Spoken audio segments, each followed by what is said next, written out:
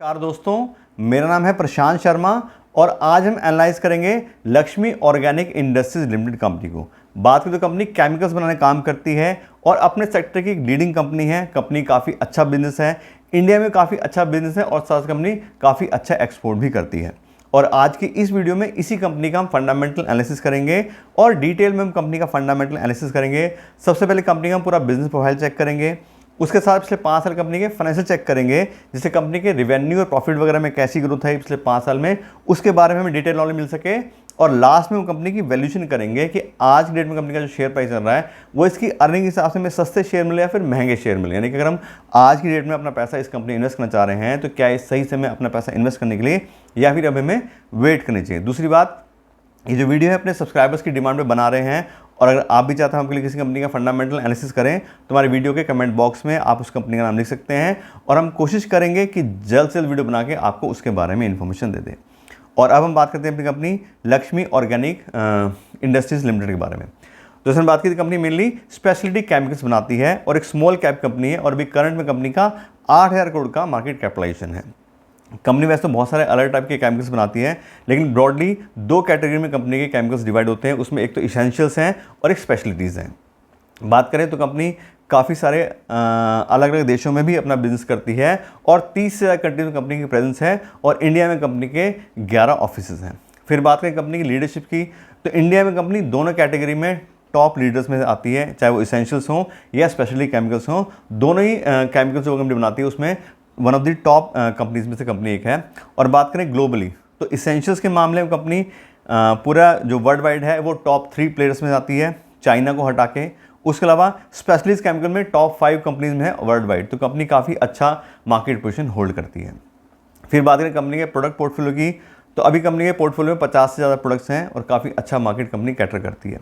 फिर बात करें कौन कौन सी इंडस्ट्रीज़ में कंपनी के जो केमिकल्स हैं वो यूज़ होते हैं, तो उसमें फार्मास्यूटिकल्स हैं, एग्रो केमिकल्स इंडस्ट्री है, इंक एंड पेंट्स है, कोटिंग, प्रिंटिंग, पैकेजिंग, इस तरह की सारी इंडस्ट्री में कंपनी के प्रोडक्ट यूज़ होते हैं। उसके अलावा बात करें कंपनी के रेवेन्यू ब्रेकअप की, जो कंपनी अलग टाइप के केमिकल्स बनाती है वहाँ से कंपनी को कितना कितना रेवेन्यू आता है, तो कंपनी जो इसेंशियल केमिकल्स बनाती है वहाँ से कंपनी को 35% होता है और स्पेशलिटी केमिकल से कंपनी को 67% रेवेन्यू आता है। तो मेनली कंपनी को ज़्यादा रेवेन्यू स्पेशलिटी केमिकल से आता है। फिर हम बात की थी कंपनी इंडिया में काम करती है और एक्सपोर्ट भी काफ़ी अच्छा करती है, तो इंडियन बिजनेस से कंपनी को 70% में आता है और एक्सपोर्ट की मार्केट से कंपनी को 30% में आता है, तो कंपनी काफ़ी अच्छा एक्सपोर्ट भी होल्ड करती है। उसके बाद करें कंपनी की मैन्युफैक्चरिंग फैसिलिटीज़ की, तो कंपनी में 4 मैन्युफैक्चरिंग फैसिलिटीज़ हैं गुजरात और महाराष्ट्र के अंदर और काफ़ी अच्छी कंपनी की मैन्युफैक्चरिंग कैपेबिलिटीज़ भी हैं। उसके बाद करें कंपनी की शेयर होल्डिंग पैटर्न की, कि किन किन लोगों ने अपना पैसा इस कंपनी इन्वेस्ट किया है, तो कंपनी का जो मेजॉरिटी स्टेक है वो प्रोमोटर्स के पास में है 70% का, एफआईज का जस्ट 1% का स्टेक है और डीआईज ने भी सिर्फ 2% का स्टेक इसमें लिया है। और दूसरा, पब्लिक ने काफ़ी अच्छी इसमें इन्वेस्टमेंट की हुई है 27% की। तो कुल मिला के तो इंस्टीट्यूशनल इन्वेस्टर्स ने ज़्यादा इंटरेस्ट इस कंपनी में नहीं दिखाया है, ज़्यादा स्टेक्स में नहीं लिया हुआ, सिर्फ 3% का इंस्टीट्यूशनल इन्वेस्टर्स का स्टेक है। बाकी जो मेनली कंपनी के शेयर्स हैं वो प्रमोटर्स और पब्लिक के पास में ही है। तो कुल मिलाकर बात करें कंपनी के बिजनेस प्रोफाइल की, तो अच्छा खासा कंपनी प्रोफाइल होल्ड करती है। बात की कंपनी इंडिया में भी काफ़ी टॉप प्लेयर्स में से एक है और ग्लोबली भी कंपनी काफ़ी अच्छा बिजनेस करती है। तो कुल मिला देखें तो अच्छी खासी प्रोफाइल कंपनी होल्ड करती है। और अब हम बात करते हैं कंपनी के फाइनेंशियल्स के बारे में कि पिछले 5 साल में कंपनी के रेवेन्यू प्रॉफिट वगैरह कैसी ग्रोथ आई है, उसके लिए पिछले 5 साल कंपनी का फाइनेंशियल डेटा चेक करते हैं। और सबसे देखें कंपनी के सेल्स या रेवेन्यू, तो 2020 में कंपनी का सेल्स था 1534 करोड़ का, जो कि काफ़ी अच्छे से इंक्रीज होकर 2024 में 2863 करोड़ आ गया, लगभग 3000 करोड़ के आपसे कंपनी सेल्स आ गई है। तो देखें तो पिछले 5 साल में कंपनी काफ़ी अच्छा बिजनेस एक्विजिशन करा है और डबल के आसपास कंपनी रेवेन्यू हो गए पिछले 5 साल में। फिर बात करें ऑपरेटिंग प्रॉफिट की, तो कंपनी का ऑपरेटिंग प्रॉफिट थोड़ा सा ऊपर नीचे जरूर हुआ है, लेकिन फिर भी पिछले 5 साल में बात करें तो 10% के ठीक ठाक ऑपरेटिंग प्रॉफिट से कंपनी अपना बिजनेस कर रही है। 2020 में 8% तक भी चला गया था, फिर बीच में 21 और 22 में 12% का कंपनी को यहाँ पे ऑपरेटिंग प्रॉफिट आया और 2023-24 में फिर थोड़ा कम हो गया 9% का, लेकिन एवरेज देखें फिर भी 10% के आसपास है। तो इंडस्ट्री के हिसाब से कंपनी ठीक ठाक ऑपरेटिंग प्रॉफिट मार्जिन मैनेज कर रही है। फिर बात करें नेट प्रॉफिट की, अब क्योंकि 2020 में कोरोना टाइम था उससे कंपैरिजन देखें तो कंपनी काफ़ी अच्छी ग्रोथ है, 70 करोड़ से 121 करोड़। लेकिन बात करें तो पिछले 4 साल में जो कंपैरिजन कंपनी का आ रहा है तो 100 करोड़ 125 करोड़ के आसपास कंपनी यहाँ पे नेट प्रॉफिट आया है। तो बहुत ज़्यादा इंक्रीमेंट कंपनी के नेट प्रॉफिट पिछले 4 साल में नहीं आया है। कोरोना में तो कम हो गया था, उससे कंपैरिजन में ज़्यादा दिखाई देता है। लेकिन बात करें तो पिछले 4 साल में 2022 में ज़रूर 250 करोड़ के आसपास गया, लेकिन company on an average 100-125 crore के आसपास प्रॉफिट कमा रही है। तो ठीक ठाक बिजनेस कंपनी कर रही है।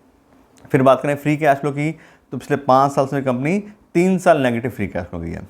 2021, 22, 23 तीनों में नेगेटिव फ्री कैश फ्लो गया। तो इस समय क्या पता लगता है कि कंपनी को कैपिटल एक्सपेंडिचर बार बार करना पड़ता है, उसके बिजनेस में उसको पैसा लगाना पड़ता है, तो जो भी नेट प्रॉफिट है वो री इन्वेस्टेड कर रही है कंपनी, क्योंकि अभी छोटी कंपनी है, उसको मार्केट एक्विजिशन करनी है। अभी कंपनी नए प्लांट्स भी बनाए हैं 2 गुजरात वगैरह में, तो वहाँ पर भी कंपनी काफ़ी पैसा लगा है, तो अभी ज़्यादा company free cash flow manage नहीं कर पा रही है।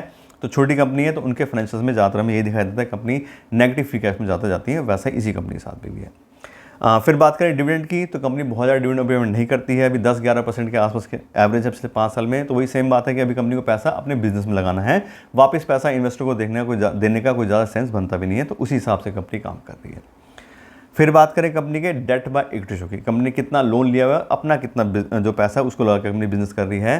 तो कंपनी कोई खास लोन नहीं लिया हुआ है, कंपनी का डेट बाय इक्विटी आ रहा है 0.08, यानी कि सिर्फ 8% का थोड़ा सा कंपनी लोन लिया अपने 100% इक्विटी अगेंस्ट। तो बहुत ज़्यादा लोन कंपनी होल्ड नहीं करती है, तो कोई ज़्यादा पैसे वापस करने की या बहुत ज़्यादा इंटरेस्ट बर्डन कंपनी के ऊपर नहीं आने वाला है अभी। फिर बात करें रिटर्न ऑन इक्विटी की, तो रिटर्न ऑन इक्विटी में थोड़ा सा कंपनी डाउन है, 7% का रिटर्न ऑन इक्विटी पिछले साल का है, और पिछले 5 साल के एवरेज देखें तो वो भी 13% की आ रही है।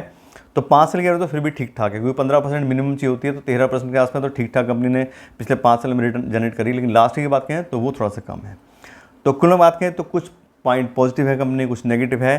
तो ठीक ठाक फाइनेंशियल कंपनी होल्ड करती है, बहुत ज़्यादा प्रॉफिट में या फ्री कैश फ्लो कंपनी अभी नहीं होल्ड कर पा रही है, तो ठीक ठाक फाइनेंशियल कंपनी है, तो बहुत ज़्यादा एक्स्ट्राऑर्डिनरी कंपनी फाइनेंशियल नहीं है। बात करते हैं कंपनी की वैल्यूएशन के बारे में कि आज के कंपनी का जो शेयर प्राइस चल रहा है उसकी अर्निंग के हिसाब से में सस्ते शेयर मिले या फिर महंगे शेयर मिल रहे हैं। और मैं आपको बता दूँ, इससे कंपनी की वैल्यूएशन करने के लिए मैं यूज़ करता हूँ डिस्काउंटेड कैश फ्लो एनालिसिस। उसके अंदर कंपनी को फ्री कैश फ्लो को वैल्यू करते हैं, कंपनी कितना फ्री कैश फ्लो जनरेट कर रही है उसके हिसाब से उसकी कितनी वैल्यू बनती है। और अभी हम कंपनी का फाइनेंशियल चेक किया तो उसमें कंपनी का फ्री कैश फ्लो का डेटा भी हमने चेक किया था। तो 2022 में company negative free cash flow गई थी 224 करोड़ के, 2023 में company negative free cash flow गई थी 277 करोड़ के, 2024 में कंपनी जरूर पॉजिटिव फ्री कैश फ्लो है 314 करोड़ के। लेकिन इसका टोटल ही हम करें तो पिछले 3 साल का जो टोटल कंपनी का फ्री कैश फ्लो आ रहा है वो नेगेटिव आ रहा है 187 करोड़, यानी कि company negative free cash flow hold कर रही है पिछले 3 साल से ऑन एन एवरेज। तो उस हिसाब से बात करें तो फ्री कैश फ्लो से कंपनी की वैल्यूएशन नहीं हो सकती है। बात करें तो फ्री कैश फ्लो से कंपनी ओवर प्राइस है, कंपनी के पास फ्री कैश फ्लो है ही नहीं। तो इस कंपनी को हम प्राइस में अर्निंग रेशियो आप चेक करेंगे, उसके साथ देखेंगे कंपनी का क्या जो शेयर प्राइस है वो सस्ता मिल रहा है महंगा मिल रहा है। तो पहले बात करते हैं कंपनी के करंट मार्केट प्राइस की। तो अभी कंपनी के जो शेयर है वो 300 रुपये के आसपास ट्रेड कर रहे हैं, और इस 300 रुपये की जो प्राइस है उसके हिसाब से कंपनी जो प्राइस में अर्निंग रेशियो आ रहा है वो आ रहा है 72 का, जबकि इंडस्ट्री की प्राइस में अर्निंग रेशियो आ रही है 40 की। तो हाईली ओवरवैल्यूड कंपनी है प्राइस बाय अर्निंग रेशियो हिसाब से भी, और बात करें तो फ्री कैश फ्लो के हिसाब से भी, क्योंकि 72 का प्राइस बाय रेशियो काफ़ी ज़्यादा हाई होता है। और अगर इस प्राइस में हम आज एंट्री लेंगे तो हमारा रिस्क बहुत ज़्यादा इंक्रीज हो सकता है अगर हम 300 रुपये पर इक्विटी शेयर से कंपनी इन्वेस्ट करें। क्यों? क्योंकि जो भी मैंने डेटा चेक किया है, ठीक है कंपनी का बिजनेस अच्छा है, कंपनी का फाइनेंशियल भी ठीक ठाक दिखाई दे रहे थे, लेकिन वो सब पास्ट रिकॉर्ड है। फ्यूचर में कंपनी ऐसा परफॉर्म करेगी नहीं करेगी कोई गारंटी नहीं है। तो हम उस तरह की कंपनी में इन्वेस्ट करना चाहते हैं जो कंपनी भी अच्छी हो, उसका शेयर प्राइस भी हमें डाउन मिले, क्योंकि आने वाले फ्यूचर का कुछ नहीं पता। तो जो हमारा रिस्क है उसको हम थोड़ा बहुत अगर मैनेज करना चाह रहे हैं तो सस्ते प्राइस पर खरीदेंगे, तभी हमें आने वाले टाइम फायदा हो सकता है। तो उससे बात करें तो कंपनी ठीक ठाक है, बहुत ज़्यादा बड़ी कंपनी तो नहीं है, लेकिन कंपनी ओवरऑल के साथ साथ तो अभी सही समय नहीं है कंपनी एंट्री लेने के। अगर आप इसी कंपनी में इन्वेस्ट करना चाह रहे हैं तो थोड़ा वेट कर लें आप, क्योंकि कंपनी स्मॉल कैप की है तो कभी लोगों के सेंटिमेंट उनके साथ होते हैं। दूसरा केमिकल सेक्टर में भी साइक्लिक है, कभी ऊपर हो गया कभी नीचे हो गया, तो थोड़ा अगर वेट कर लेंगे तो हमें इसका प्राइस डाउन मिल जाएगा, तब आप एंट्री लें तो ज़्यादा अच्छा है। दूसरा, अगर आपने ऑलरेडी इन्वेस्ट किया है तो ठीक ठाक प्राइस पे कंपनी भी चल रही है और बिजनेस भी ठीक ठाक है, तो इन्वेस्टर रहेंगे तो कोई दिक्कत नहीं है। लेकिन बहुत ज़्यादा एक्सपोजर हमें नहीं लेना है, मतलब छोटी कंपनी है तो कम ही एक्सपोजर लेना है, अपने पोर्टफोलियो के हिसाब से उसको बैलेंस करके रखना है, तब ये हमें फ़ायदा होगा। तो इससे बात करें तो कंपनी को आपको डिटेल नॉलेज दे दी है। आशा करता आपको वीडियो अच्छी लगेगी। अगर आपको वीडियो अच्छी लगी हो तो इसको लाइक और शेयर जरूर कीजिएगा, और आप मेरे चैनल पर नए हैं तो मेरे चैनल को सब्सक्राइब कर लीजिएगा। Thank you so much.